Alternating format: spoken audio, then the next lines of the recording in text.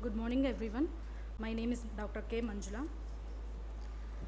My topic is surgical management of ptosis. Aim of this study is to evaluate the functional and cosmetic outcome and compare the complications of various ptosis surgeries done for correction of ptosis at a tertiary care hospital. Introduction. Ptosis refers to vertical narrowing of palpebral fissure secondary to drooping of upper eyelid to a lower than normal position. The original surgical technique for correction of ptosis utilized the resection of upper lid skin to more effectively allows the frontalis muscle to elevate the eyelid. Failure of skin excision methods led to the modern muscle-based surgical techniques. Maintenance of correct eyelid position is an important consideration when selecting a technique to correct the ptosis. Other considerations which have shaped the evaluation of these surgical techniques includes the need for cosmetically acceptable results, preservation of normal eyelid crease, maintenance of normal tear film, prevention of exposure keratopathy by prevention of overcorrection. In this study, we aim to evaluate and compare the surgical outcome and complications of following surgeries being done for ptosis are levator resection, levator advancement, facial ATA sling, silicone rod sling and Fastenella cervid surgery. Materials and methods. In this study, 30 patients of all age groups and either sex who had operated for ptosis by the same consultant and followed up to a post-operative period of minimum 6 months were included in this study to analyze the post-operative complications of various surgical techniques.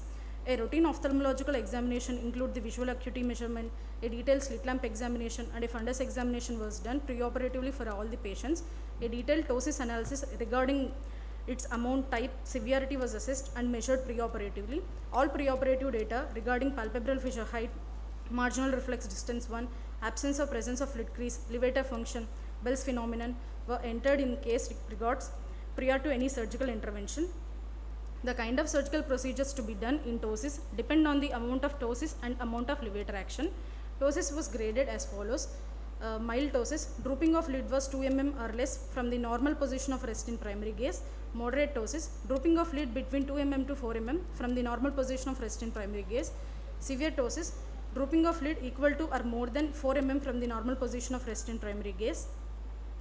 Postoperatively, the data regarding amount of ptosis correction achieved and the presence of any complications of visual significance and cosmetic appearance were evaluated to define the success of the surgery. The postoperative correction in amount of ptosis in our study was defined as good, fair and poor. In good, if postoperative correction is equal to the amount of preoperative ptosis or overcorrection or undercorrection of 1 mm with normal lid crease and no to less than 2 mm lag of thalamus. Fair, undercorrection or overcorrection up to 2 mm with cosmetically acceptable lid crease and 2 to 3 mm of lag of thalamus. Poor, undercorrection or overcorrection by more than 2 mm with cosmetically unacceptable lid crease and gross lag of thalamus. All complications of ptosis were noted in the form of cosmetic appearance, undercorrection, overcorrection, lid lag of thalamus, lid notching, entropion, prolapsed of fornix, exposure keratitis, sling exposure, granuloma and infection. A note was made on every visit at 1, 3 and 6 months regarding the amount of palpebral fissure height obtained and the other associated complications as given above. Results. A total of 30 patients were enrolled for this study. Age of the patients ranged from 40 to 60 years. There were 16 males and 14 females in this study. Among the 30 patients, 5 patients has mild ptosis, 15 patients had moderate ptosis and 10 patients had severe ptosis. This is the table showing various types of surgeries performed based on the action of levator. In our study, we found that levator resection group, out of 7 patients, 5 cases has good postoperative outcome and 2 cases has fair postoperative outcome. Among Fastenella cervid and levator advancement surgery, all patients have good correction of ptosis. Among the patients that operated for facial ATA sling, out of 7 patients, 6 patients has good postoperative outcome and 1 patient has fair postoperative outcome.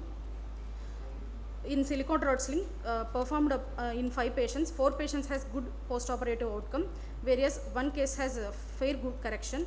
A chi-square test was applied to find if there was any significance difference in the postoperative outcomes in all these 5 groups. The p-value was 0.72 and was not significant. From this chi-square test, it can be concluded that outcome difference between these 5 surgeries is not significant statistically. These are the images that showing preoperative and postoperative pictures of patient who undergoes brow suspension levator resection surgery. These are pre-operative and post-operative pictures of patient who underwent facial lateral sling surgery and fascinella cervical surgery. This picture showing the pre-operative and post-operative pictures of patient with Marcus gun jaw winking who underwent brow suspension with facial lateral sling. This picture showing pre-operative and post-operative pictures of patient who underwent brow suspension with silicone rod. This is the table that showing post-operative outcome of lid elevation achieved at the end of the 6 months.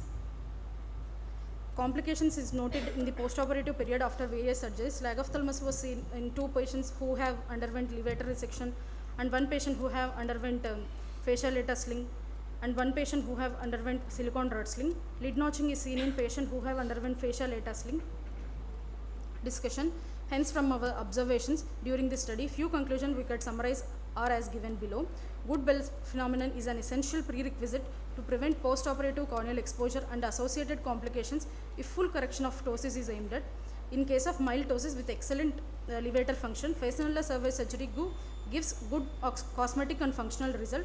In case of mild to moderate ptosis with good to fair levator function, levator muscle resection or levator advancement surgery gives good result.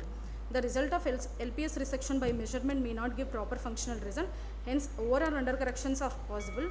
While doing LPS resection, it is preferable to decide the amount of LPS to be resected on table. While doing LPS resection, it is preferable to leave small length of LPS tendon beyond its anchoring to dorsal plate so that future overcorrection can be tackled easily. Conclusion. Ptosis surgery has to be customized according to the amount of ptosis and levator action, the clinical and surgical experience, familiarity with the advantages and disadvantages of each of these techniques, as well as meticulous patient selection is the key to achieve a successful outcome with low rate of complications. Thank you.